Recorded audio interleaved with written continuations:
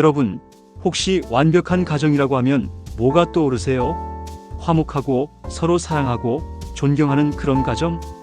오늘 들려드릴 이야기는 전 세계에 우리 가족을 본받으라고 설교했던 어느 가족의 실제 모습이에요. 근데 이 가족이 진짜 말도 안 돼요. 들어보시면 이게 진짜야? 할 거예요. 주인공은 문선명.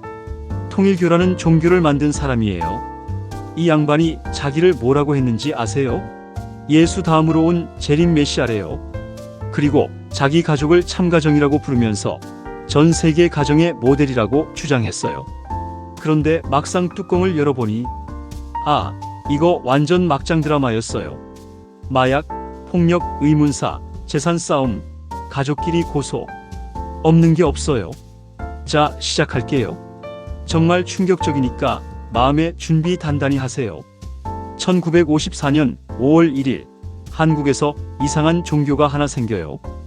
이름은 세계 기독교 통일 신령협회, 줄여서 통일교라고 하죠. 창시자는 문선명이라는 34살 남자였어요. 이 사람이 뭐라고 했는지 아세요? 나는 예수가 못다한 일을 완성하러 온 재림 메시아다. 완전 대놓고 메시아 코스프레를 한 거죠. 근데 이게 또 먹혔어요. 사람들이 진짜로 믿기 시작한 거예요.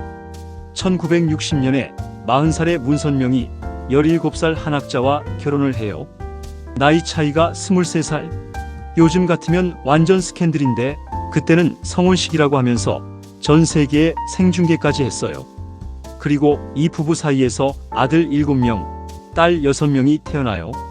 통일교에서는 이들을 참자녀라고 불렀어요. 이 아이들이 인류의 모델이다. 모든 부모는 이렇게 키워야 한다면서 말이에요. 문선명의 사업 수완은 정말 대단했어요. 종교만 한 게 아니라 진짜 사업 제국을 만들었거든요. 통일그룹이라는 재벌을 세워서 건설업, 언론사, 자동차 회사까지 다 거느렸어요. 일화라는 회사 아시죠? 그것도 통일교 거예요. 심지어 북한에도 평화자동차라는 회사 세워서 휘파람이라는 차까지 만들었어요. 김정일이랑도 친했다고 해요. 미국에도 진출해서 워싱턴 타임즈라는 신문을 인수했어요. 미국 정치인들한테 로비도 하고 레이건 대통령이랑도 만났대요. 진짜 어마어마한 스케일이죠. 그래서 문선명이 얼마나 자신만만했는지 천주평화통일국이라는 걸 만들겠다고 선언했어요. 지구 전체를 자기가 다스리는 나라로 만들겠다는 거예요. 완전 세계 정복 야욕이었죠. 그리고 무엇보다 자기 가족을 전면에 내세웠어요. 여러분, 우리 가족을 보세요. 이게 바로 완벽한 가정입니다. 모든 가정이 우리를 본받아야 합니다. 이런 식으로 설교를 했어요. 전 세계 신도들이 문선명 가족 사진을 집에 걸어놓고 절을 했어요. 마치 왕가를 모시듯이 말이에요. 그런데 이 완벽한 가정의 실체는 이제부터 보여드릴게요. 자, 이제 본격적으로 시작해 볼게요. 문선명의 장남 문효진 이야기부터요. 이 사람이 진짜 재능 있는 뮤지션이었어요. 헤비메탈에 완전 빠져 있었는데 실력이 장난이 아니었거든요. 평생 10,000곡 이상을 작곡했다고 해요. 한국 헤비메탈 역사상 최고의 곡들 중 몇 개가 이 사람 작품이라는 말이 있을 정도로요. 아버지 문선명도 이 아들을 굉장히 아꼈어요. 똑똑하고 재능도 있고 카리스마도 있었거든요. 1990년대 말까지만 해도 문효진은 진짜 황태자 대접을 받았어요. 그리고 통일교 내 거물급 인사의 딸과 결혼을 해요. 홍난숙이라는 여자였는데 주력 계열사 고위 경영인의 딸이었어요. 완전 정략 결혼이었죠. 문효진은 이 결혼으로 통일교 내에서 입지를 더욱 확고히 했어요. 당시의 통일교 신도들은 문효진을 정말 존경했어요. 역시 참아버님의 아들답다. 미래의 교주가 될 뿐이다. 이렇게 생각했거든요. 그런데 문제가 생기기 시작했어요. 문효진이 점점 이상해지는 거예요. 뭐가 문제였는지 아세요? 첫 번째, 마약이었어요.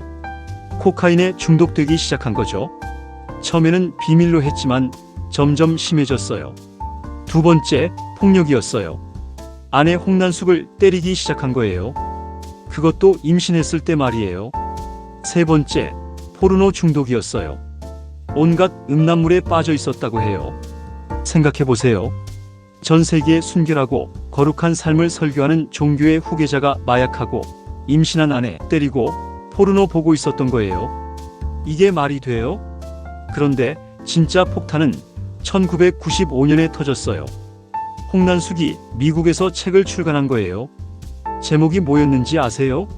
인 더 섀도우 오브 더 문즈 마이너스 달의 그림자 속에서였어요. 이 책에 뭐가 적혀 있었는지 들어보세요. 남편 문효신은 임신 7개월째였던 나를 구타했습니다.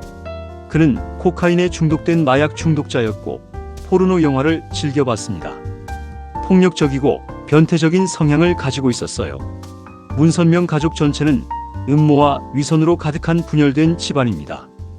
겉으로는 완벽한 가정을 연기하지만 실제로는 서로를 증오하고 있어요. 문선명은 자기를 메시아라고 주장하지만 자기 가족조차 제대로 돌보지 못하는 거짓 예언자입니다. 이 책이 미국에서 베스트셀러가 됐어요. 전 세계 언론이 난리가 났죠. 통일교 교주의 며느리가 폭로한 충격적 진실 이런 식으로 보도됐거든요. 홍난숙은 여기서 끝내지 않았어요.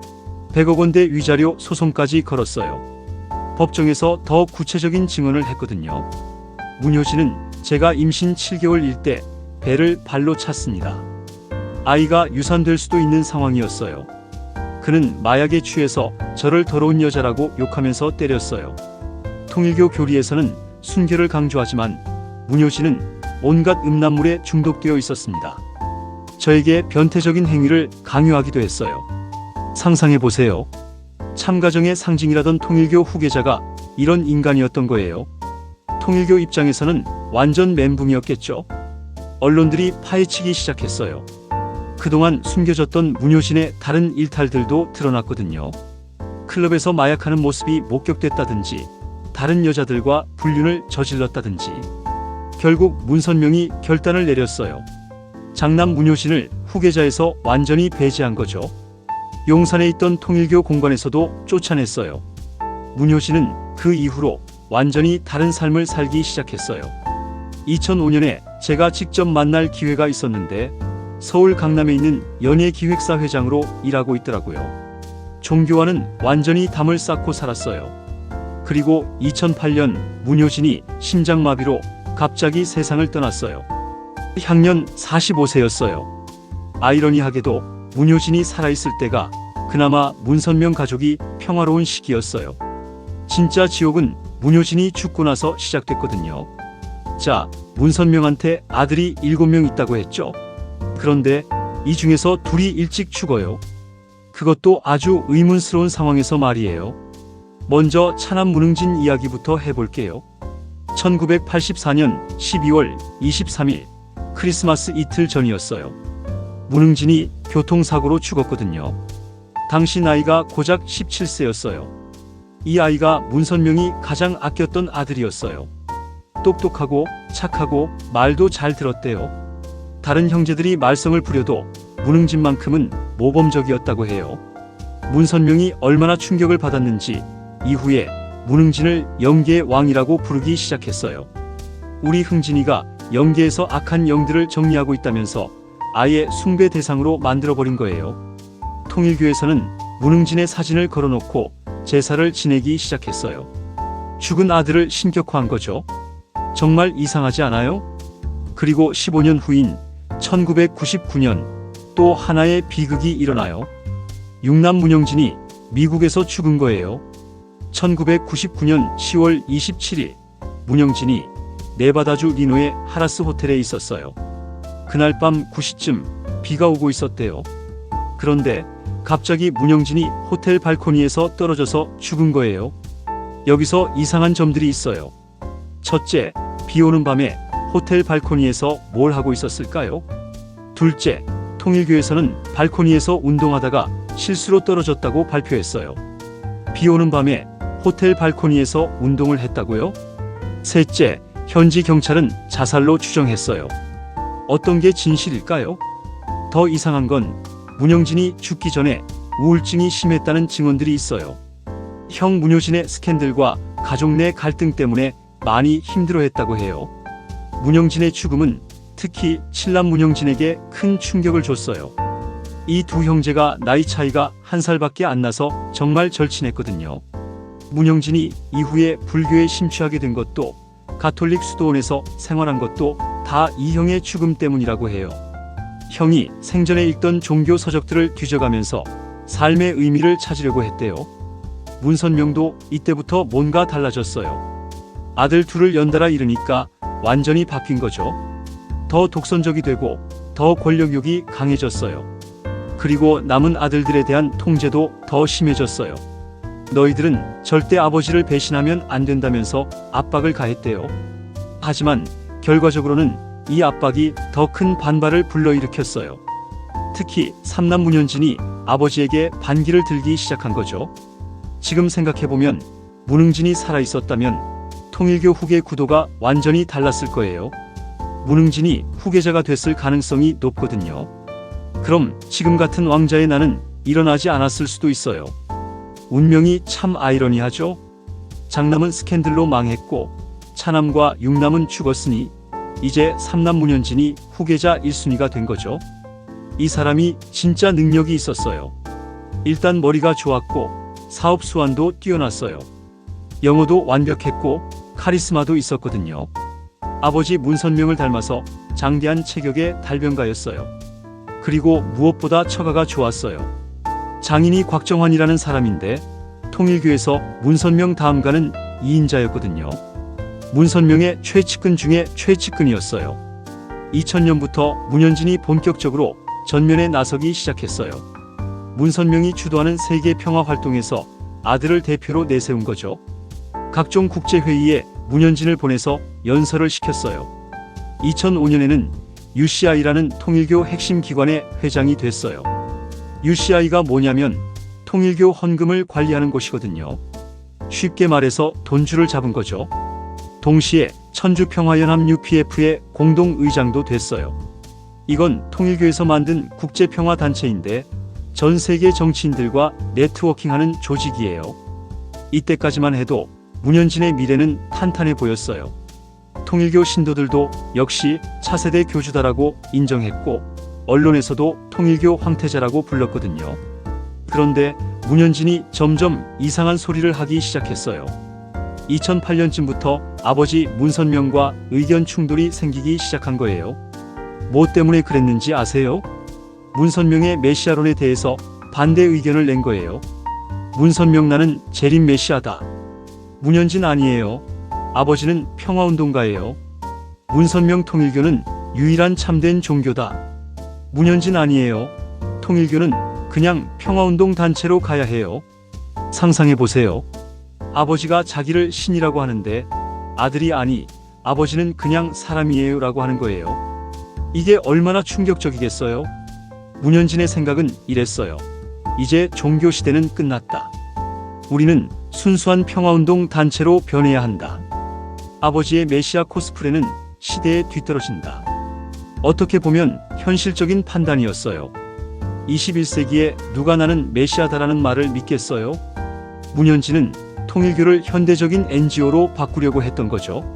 하지만 문선명 입장에서는 이게 완전한 배신이었어요. 평생 쌓아온 자기 권위를 아들이 부정하는 거잖아요. 게다가 문현진이 조직 내에서 개혁을 강력하게 밀어붙이기 시작했어요. 30대 나이에 인사권을 쥐고 통일교 전체를 혁신시키려고 했거든요. 기존 1세대 간부들이 반발하기 시작했어요. 저놈이 우리를 다 갈아치우려고 한다면서 문선명에게 고자질을 했어요. 2009년 1월 문현진이 결정적인 실수를 해요. UCI 재단의 이 사진을 무단으로 해임하고 자기 사람들로 교체해버린 거예요. 아버지 허락도 받지 않고 말이에요. 문선명이 완전히 빡쳤어요. 2009년 3월 8일 문현진에게 최후 통첩을 했어요. 모든 직분에서 물러나서 1년간 자숙하라. 그런데 문현진이 이걸 가볍게 무시해버린 거예요. 저는 잘못한 게 없습니다. 아버지가 시대를 따라가지 못하는 거예요. 이때부터 진짜 전쟁이 시작됐어요. 2010년 5월 30일 브라질 상파울루. 이날 통일교 역사상 가장 충격적인 사건이 벌어져요. 문현진이 브라질 통일교 본부에 나타난 거예요. 그런데 혼자 온 게 아니라 자기 측근들을 대거 데리고 왔어요. 무슨 깡패 조직 같았다고 해요. 문현진이 뭘 했는지 아세요? 교회를 무단 점거한 거예요. 나는 문선명의 아들이다. 이 교회의 진짜 주인은 나다.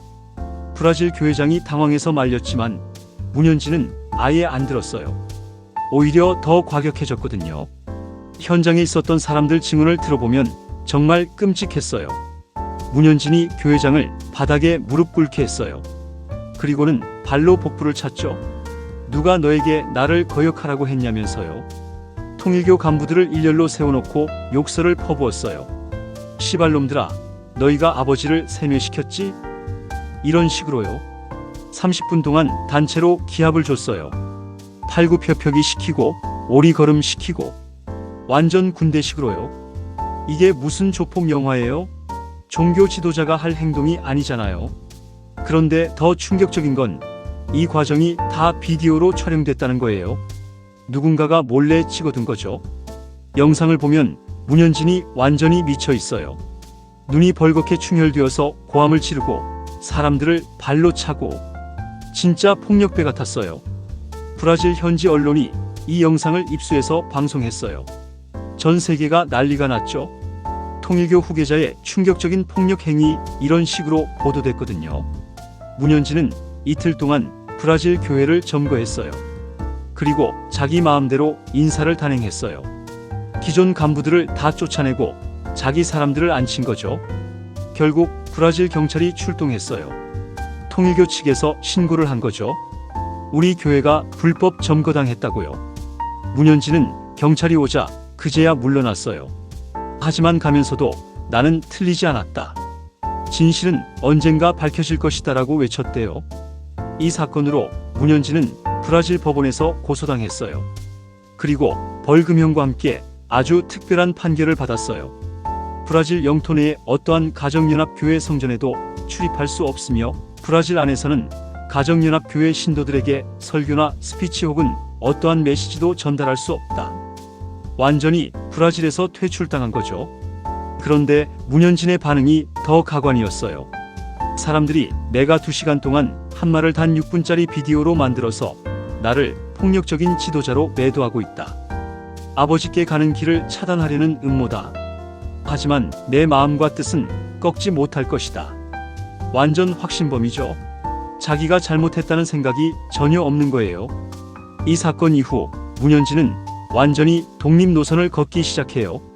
2009년 11월에 더 이상 통일교와는 관계없다고 선언하고 글로벌 피스 재단이라는 자기만의 조직을 만든 거죠. 하지만 진짜 무서운 건 이제부터였어요. 문현진이 통일교 재산을 털기 시작한 거거든요. 2010년 4월 14일 통일교 역사상 가장 충격적인 일이 벌어져요. 문현진이 UCI 재단 정관을 무단으로 바꿔버린 거예요. 뭘 바꿨는지 아세요? 통일교라는 글자를 완전히 삭제해버린 거예요. 그리고 정관을 자기 마음대로 변경해서 UCI 재단을 완전히 자기 것으로 만들었어요. UCI의 통일교 재산의 80%가 들어있었거든요. 80%가 얼마인지 상상해보세요. 통일교 전체 재산이 최소 수십조 원인데 그중 80%면 정말 어마어마한 금액이에요. 구체적으로 뭐가 들어있었냐면 여의도 파크원 개발 프로젝트 공사비만 2조 원, 서울 센트럴시티 수천억 원 가치, 미국 내 각종 부동산과 사업체들, 일본, 유럽 지역 통일교 자산들, 각종 투자금과 현금. 문현진이 한 번에 수조 원을 들고 튄 거예요. 이게 얼마나 큰 돈인지 아세요? 대한민국 대기업 하나를 통째로 가져간 수준이에요. 문선명이 얼마나 화가 났겠어요? 바로 문현진에게 최후 통첩을 보냈어요. 당장 모든 통일교 재산을 원상복구하라. 24시간 안에. 그런데 문현진이 뭐라고 했는지 아세요? 싫어요. 이 재산은 이제 제 거예요. 아버지가 통일교를 망치고 있으니까 제가 구해야죠. 아들이 아버지한테 이런 소리를 한 거예요. 완전 폐륜이죠. 그러자 통일교에서 UCI 반환 소송을 걸었어요. 그런데 여기서 더 황당한 일이 벌어져요. 문현진이 맞고소를 한 거예요. 뭘 고소했냐면 어머니 한학자가 대표로 있는 재단을 상대로 240억 원 부당이득금 반환 소송을 낸 거예요. 아들이 어머니를 고소한 거죠. 그것도 240억 원을 달라고요. 법정에서 문현진이 뭐라고 주장했는지 들어보세요. 저는 통일교 발전을 위해 평생 헌신했습니다.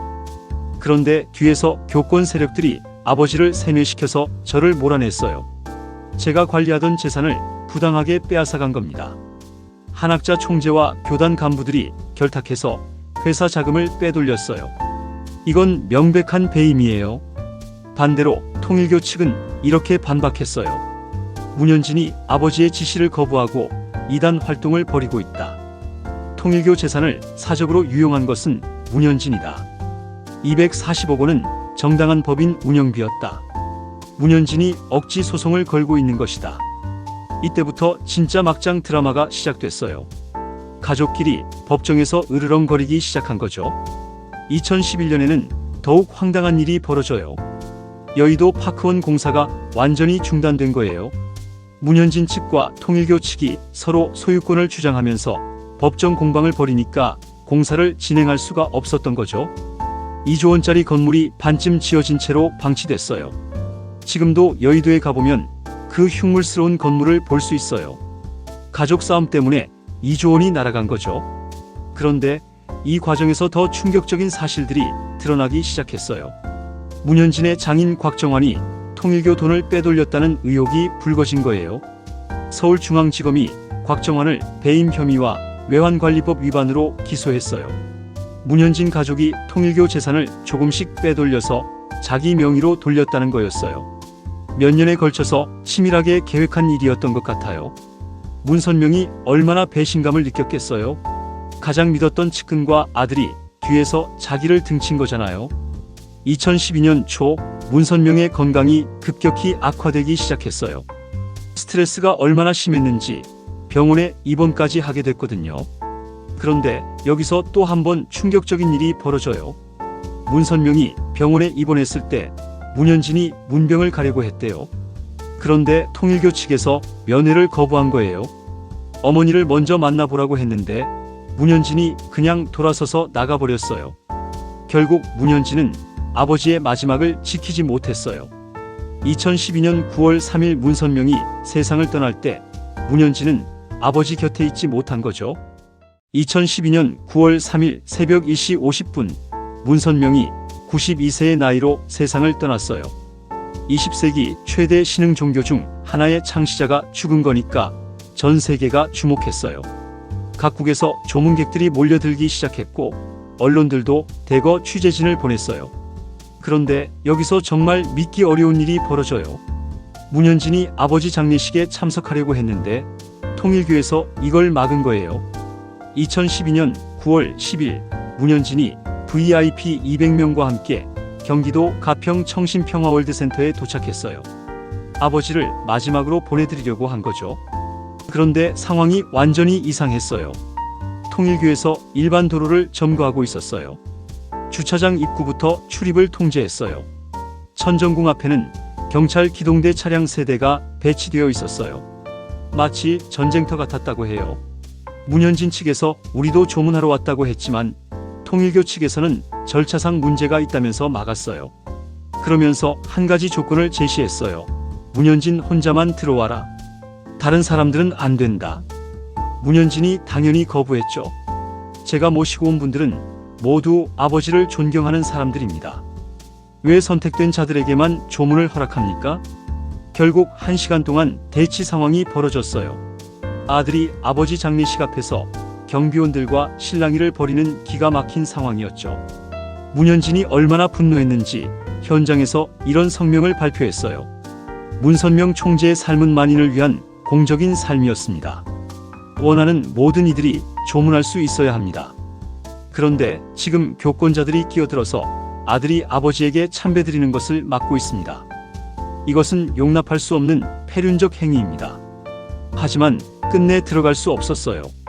문현진은 차를 돌려서 서울 반포 센트럴시티에 자기가 따로 차린 분향소로 가야 했어요. 상상해보세요. 아들이 아버지 장례식에도 제대로 참석 못한 거예요. 이게 참가정의 모습이었어요. 언론들이 이 사건을 크게 보도했어요. 통일교 가족 갈등, 장례식장에서도 계속 이런 식으로요. 통일교 측에서는 나중에 이렇게 해명했어요. 상중이라 뭐라 말하기 어렵다. 하지만 문현진이 그동안 아버지의 뜻을 거역하고 교단을 혼란에 빠뜨렸다.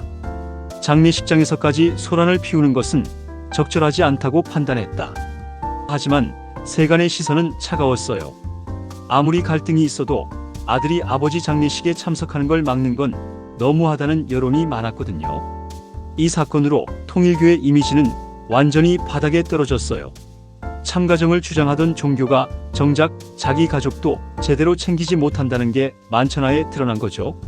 자, 그럼 문선명이 죽고 나서 통일교가 어떻게 됐을까요? 원래 계획은 이랬어요. 칠남 문영진이 종교 부문을 담당, 사남 문국진이 기업 부문을 담당, 한학자는 명예직으로 뒤에서 후원. 문선명이 생전에 이렇게 정해놨거든요. 아들들이 실무를 하고 부인은 상징적인 역할만 하는 거였죠. 그런데 진짜 최후의 승자는 따로 있었어요. 바로 한학자였어요. 이 여자가 얼마나 치밀했는지 아들들이 서로 싸우는 사이에 조용히 권력을 장악해버린 거예요. 먼저 문영진부터 정리했어요. 2015년에 한학자가 뭘 했는지 아세요? 칠남 문영진을 세계회장에서 해임시켜버린 거예요. 명분은 이거였어요. 문영진이 기존 통일교를 이단으로 규정하고 파문하려고 했다. 실제로 문영진이 이런 소리를 했어요. 현재의 가정연합은 참아버님의 뜻을 왜곡하고 있습니다. 어머니가 자기를 메시아라고 주장하는 것은 이단입니다. 저야말로 참아버님의 정통 후계자입니다. 한학자 입장에서는 이걸 참을 수 없었겠죠. 아들이 어머니를 이단이라고 하는 거니까요. 결국 2015년 문영진이 세계회장에서 쫓겨났어요. 그리고는 완전히 빡쳐서 미국으로 건너가 버렸어요. 미국에서 문영진이 뭘 했는지 아세요? 세계평화통일성전이라는 새로운 교회를 차린 거예요. 줄여서 생추어리 교회라고 부르죠. 그런데 이 교회가 정말 무시무시해요. 교리가 뭔지 아세요? 마귀 사탄과 대적하려면 총기로 중무장해야 한다. 신도들이 전원 총기를 소지하고 있어요. 그것도 권총이 아니라 AR-15 같은 자동 소총까지요. 그리고 정기적으로 군사 훈련을 한다고 해요. 종교 집회인지 군대인지 구분이 안 돼요. 예배할 때 신도들이 총을 들고 앉아 있다고 하니까요. 더 충격적인 건 문영진이 어머니 한학자와 아버지 문선명을 이혼시키는 의식을 했다는 거예요. 그리고 다른 여자와 죽은 아버지의 영혼 결혼식을 진행했어요. 어머니를 버리고 새 어머니를 맞이한 거죠. 이게 무슨 막장 드라마도 아니고. 사남 문국진도 그런 문영진을 따라서 생추어리로 갔어요. 원래 기업 부문을 담당하기로 되어 있었는데 한학자와 갈등을 겪다가 결국 나가버린 거죠.